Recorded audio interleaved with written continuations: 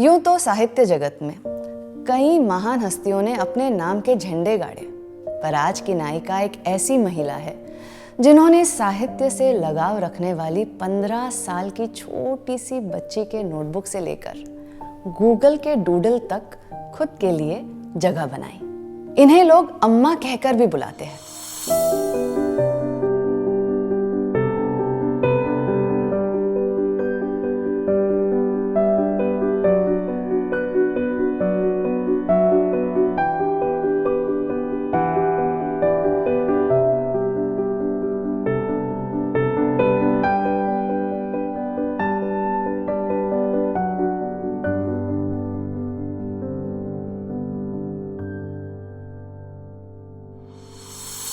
नमस्कार, मैं आपकी अपनी कहानीकार महक मिर्जा प्रभु एक बार फिर आपको वेलकम करती हूँ an ode to the Indian poets के नए एपिसोड में। मैं बात कर रही हूँ ईयर 1934 में केरल में जन्मी अंग्रेजी भाषा के कविता की सबसे प्रभावशाली शख्सियत कमला सुरैया की, जिनको हम कमला दास या माधवी कुट्टी के नाम से भी जानते हैं। कमला सुरैया ने प्यार, विश्वासघात, महिला कामुकता यानी वुमेन्स सेक्सुअलिटी और राजनीति जैसे मुद्दों पर लिखा है। कमला सुरैया की कविताओं को 19वीं सदी की परंपराओं से अलग होने की वजह से महत्वपूर्ण माना जाता है, इम्पोर्टेंट माना जाता है, जो आज भी भारतीय अंग्रेजी लेखनी का आधार है। और इसी कारण भारतीय अंग्रेजी लेखनी एक अलग प्रकार की बुलंद आवाज को गले लगाती है। कमला दास एक अच्छे और संपन्न परिवार की बेटी थी। उनका जन्म 31 मार्च 1934 को थ्रिसूर, मलाबार तट, जिसे हम अब केरल कहते हैं, वहां हुआ था। कमला दास की माँ, जिनका नाम नीलपत बलमानी था, एक प्रसिद्ध कवियत्री थी और उनके पिता वीएम नायर एक ऑटोमोबाइल कंपनी में कार्य करता थे और साथ ही एक पत्रकार भी थे। कमला अपने परिवार के साथ केरल से कलकत्ता आ गई और कलकत्ता की गलियों में पली बड़ी। कमला दास की शादी महज 15 साल की उम्र में उनसे कई साल बड़े लड़के के साथ करवा दी गई। शादी के बाद वह अपने पति के साथ बॉम्बे चली आई। 3 बच्चों की जिम्मेदारियां आने के बाद भी कमला दास का लेखनी के प्रति जो प्यार था वो कभी कम नहीं हुआ। उन्होंने लिखना बिल्कुल नहीं छोड़ा। सारा दिन बच्चों और घर गृहस्थी में उलझी रहती थी और रात में कमला अपना सारा वक्त लेखनी को देती थी। कमला दास ने बहुत ही कम उम्र से कविता लिखनी शुरू कर दी। वो पहली ऐसी भारतीय महिला बनी जिन्होंने महिला यौनिक्षा और भारतीय महिला होने के अनुभव को खुलकर कलम किया। कमला दास ने माधवी कुट्टी, जो कि उनका पेन नेम है, इसी नाम से मलयालम और हिंदी में कई साहित्य लिखे हैं। कमला दास द्वारा लिखी गई कविता, निबंध, उपन्यास, लघु कथा यानी शॉर्ट स्टोरीज ने लोगों के दिलों में जगह बनाई और कमला दास जी को प्रसिद्धि दिलाई। ब्रिटिश गवर्नमेंट के राज में उन्होंने अपनी जिंदगी गुजारने के बावजूद उन्होंने केवल अपनी निजी जीवन को आधार बनाकर रचनाएं लिखी।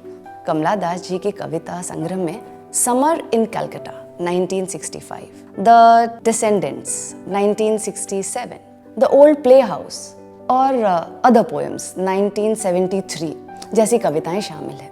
कमला दास की लिखी शॉर्ट स्टोरीज जैसे alphabet of lust 1976, a doll for the child prostitute 1977 और पद्मावती द हैरलेट 1992 जैसे कहानियां शामिल हैं। मलयालम में उनकी लिखी सबसे ज्यादा जानी मानी लघु कथा संग्रह में थन्नुप्पू 1967 और संस्मरण बाल्यकाल समरण काल 1987 मेमोरीज ऑफ चाइल्डहुड ये शामिल है। हालांकि उनकी सर्वश्रेष्ठ रचना उनकी आत्मकथा को ही माना जाता है। दिलचस्प बात यह है कि ये आत्मकथा मलयानाडु साप्ताहिक में एक श्रृंखला के रूप में यानी सीरीज ऑफ कॉलम्स के रूप में छापी गई। बाद में इसे आत्मकथा और अंग्रेजी में माई स्टोरी के रूप में लोगों के आगे प्रस्तुत किया गया। कमला दास की लेखनी की मुख्य विशेषता या गुण ये थी कि वो 2 भाषाओं में लिखती थी। उन्होंने अपनी साहित्य रचनाएं 2 भाषाओं में की, पहली मलयालम और दूसरी अंग्रेजी। हालांकि उनकी मातृभाषा मदर टंग मलयालम है। कमला दास की कविताओं की विशेषताओं को उनकी कविताओं के भाव में महसूस किया जा सकता है। कमला दास की कविताएं मुख्य रूप से आत्मकथा यानी कि बायोग्राफीज है, जिनका विषय अक्सर प्रेम ही होता है।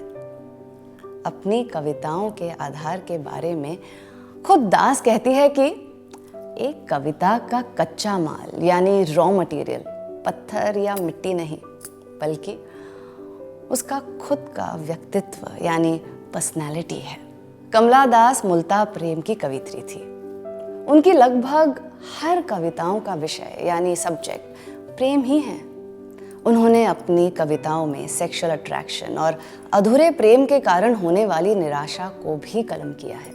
कमला दास ने अपनी कविता एक परिचय में इसका उल्लेख भी किया है। एक परिचय आत्मकथा कविता जो पेट्रियार्कल सोसाइटी में महिलाओं के जीवन पर प्रकाश डालती है। If wrappings of a cloth can impart respectability, the most respectable persons are the Egyptian mummies, all wrapped in layers and layers of gauze।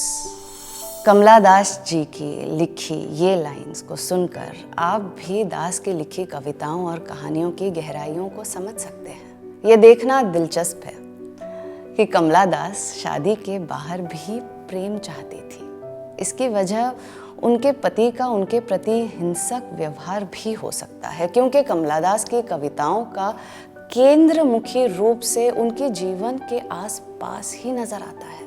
अपनी दो कविताओं में द ओल्ड प्ले हाउस और द सनशाइन कैट में वो अपने पति के साथ अपने खराब संबंधों को लिखती है और अपने पति को कायर और स्वार्थी व्यक्त करती है। कमला दास की उग्र स्त्री संवेदनाशीलता यानी कि फियर्स फेमिनिन सेंसिबिलिटी और उनके शब्दों में घुले प्रेम का अर्थ हमें आकर्षित करता है और हमारे मन पर कभी ना मिटने वाली छाप छोड़ देता है।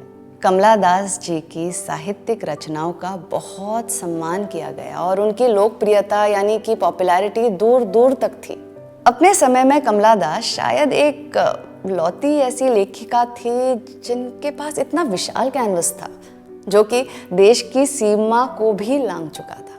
1984 में उन्हें साहित्य में नोबेल पुरस्कार के लिए चुना गया और हाल ही में 1 फरवरी 2018 को गूगल ने अपनी डूडल स्टोरी में उन्हें फीचर किया। तो दोस्तों, आई होप आपको हमारी आज की नायिका कमला दास जी के जीवन के पहलुओं में डुबकी लगाकर बहुत मजा आया होगा। ऐसे ही और भी इंफॉर्मेटिव वीडियोस देखने के लिए लाइक, शेयर, सब्सक्राइब करें माइंड वॉज यूट्यूब चैनल को। और अगर ये वीडियो आपको पसंद आई है तो प्लीज़ इसे लाइक ज़रूर करें। जल्द ही आपसे मुलाकात होगी एक नए कहानी के साथ। तब तक के लिए मैं चाहूँगी इजाज़त। Stay tuned. जल्दी से प्ले स्टोर पर जाकर माइंड वॉर्स का नया ऐप डाउनलोड कीजिए। खेलिए बहुत सारे quizzes which bridge the gap between studies and your buddies और पाओ गेम्स खेलते खेलते स्टडी करने का मजा। So what are you waiting for? Download the app now.